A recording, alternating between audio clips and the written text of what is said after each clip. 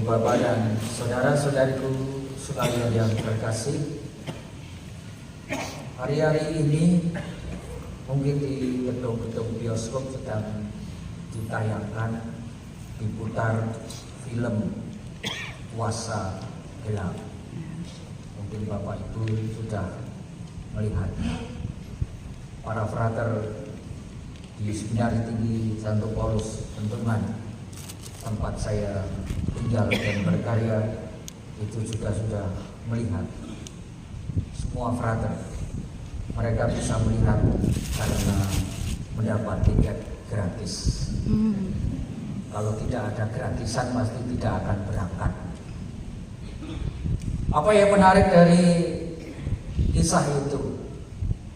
Para frater bercerita, ternyata juga ada ya Romo, kuasa-kuasa yang seperti itu yang menghancurkan. Bacaan Injil hari ini pun Yesus dituduh mengusir setan, kuasa kegelapan, dengan kuasa Beelzebul, penghulu setan atau kepala setan. Jadi rupa-rupanya yang punya kepala itu tidak hanya kita, tidak hanya pemerintah, ada wali kota, tetapi pemerintahan setan pun ada wali kotanya. Yang milih siapa ini kalau ada penghulu atau kepala setan? Kita tidak perlu mempertanyakan itu. Tetapi yang pasti bahwa yang mau dikatakan di sini oleh Lukas adalah bahwa kuasa gelap itu ada di dalam itu. Kuasa gelap itu bukanlah hal yang menakutkan seperti di dalam film Kuasa Gelap itu. Tetapi kuasa gelap itu pun bisa setiap hari ada di dalam kehidupan kita.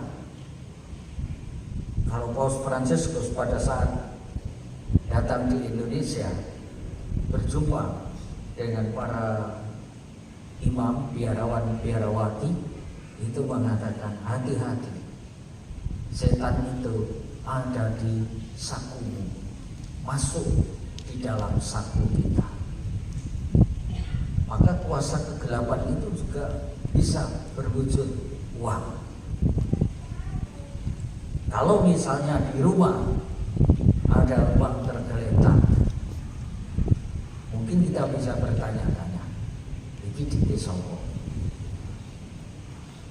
Atau kalau di jalan ada barang berharga, ini di sopo. Mumpung ranowo tasai, itu kuasa. Ada kecenderungan untuk melakukan hal yang jahat. Ada kecenderungan untuk melakukan hal yang tidak baik, yang tidak berkenan pada Allah. Tetapi sebaliknya, kalau kita memiliki iman seperti yang digambarkan atau dijelaskan, ditegaskan oleh Rasul Santo Paulus dalam bacaan yang pertama, kita pasti akan bisa mengatasi itu. Orang benar akan hidup oleh imannya. Kita akan selalu bertindak benar karena kita memiliki iman akan Yesus Kristus. Tetapi di sisi lain ada pula orang yang tidak percaya kepada Tuhan kita Yesus Kristus, bahkan menuduh itu tadi, dia mengusir setan dengan kuasa Beelzebul. Dari titik itu Yesus kemudian bisa menjelaskan apa artinya kalau dia melenyapkan segala kuasa yang jahat. Dan itu untuk menegaskan bahwa kalau aku mengusir setan, itu artinya kerajaan Allah sudah datang kepadamu. Dan ini mau ditegaskan oleh Yesus bahwa di dalam kehidupan kita ini ada kuasa yang saling bertentangan. Kuasa jahat, kuasa gelap, dan kuasa kerajaan Allah. Ada kerajaan setan, ada kerajaan Allah. Kehadiran Yesus adalah menghadirkan kerajaan Allah. Kerajaan Allah itu artinya Allah yang meraja.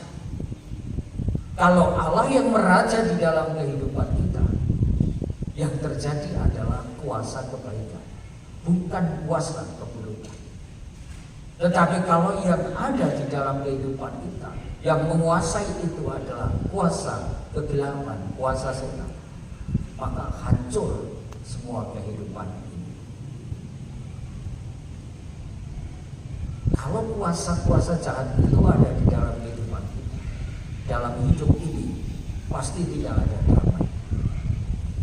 Yang terjadi adalah pertentangan, yang terjadi adalah perselisihan. Tetapi kalau kuasa kerajaan Allah itu yang ada di dalam kehidupan kita, yang terjadi adalah persaudaraan. Yang terjadi adalah kerukunan. Yang terjadi adalah kedamaian. Dan itulah yang dibawa oleh Yesus. Bukan memecah belah, tetapi mempersatukan. Dan Yesus dengan tegas mengatakan, kalau Beelzebul itu memecah-mecah, memecah belah, tetapi kuasa Allah mempersatukan.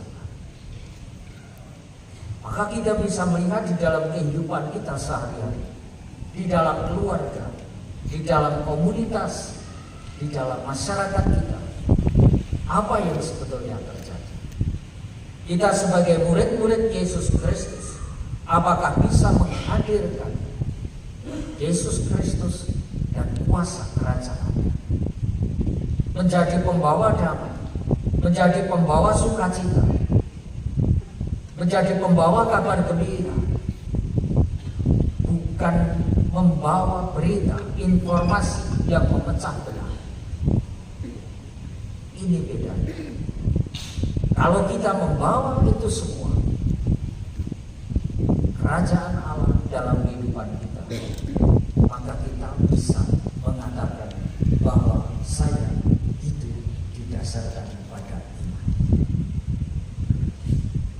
Karena iman itu selalu menuntut orang kepada jalan yang benar, bukan menuntut pada orang pada jalan yang salah, tetapi menuntut orang pada jalan yang benar. Membuat suasana hidup menjadi penuh cinta kasih, membuat suasana hidup menjadi penuh persaudaraan. Dan itu kuasa kerajaan Allah. Maka apa yang dikatakan oleh Yesus, jika aku mengusir setan dengan kuasa Allah, maka sesungguhnya kerajaan Allah sudah datang kepada. Kalau kita beriman kepada Yesus Kristus, kita pun membawa misi seperti itu. Kita membawa pesan yang sangat mendalam dari Yesus, menghadirkan kerajaan Allah, menghadirkan kuasa Allah di dalam kehidupan kita. Dan itu dimulai dari diri kita sendiri. Kita menjadi duta-duta damai. Kita menjadi pewarta kabar sukacita. Hidup kita mempersatukan, bukan memisah-misahkan. Hidup kita diliputi oleh rasa persaudaraan, meskipun kita berbeda-beda. Dan itu misi kita. Karena ada kuasa yang membuat hidup kita menjadi terpecah belah, terpisah-pisah. Sehingga kalau masih ada caci maki, kebencian, iri hati, dengki, dan seterusnya, itu berarti masih dikuasai oleh kuasa kegelapan, kerajaan setan.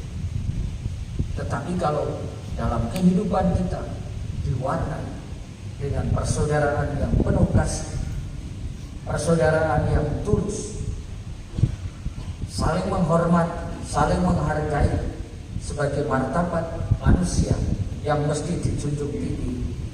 Disitulah kerajaan Allah, kuasa Allah ada di dalam kehidupan kita. Maka mari kita mohon rahmat Tuhan, semoga melalui iman akan Yesus Kristus yang kita hidupi, yang kita hayati, dengan iman itu kita mampu menjadi pelopor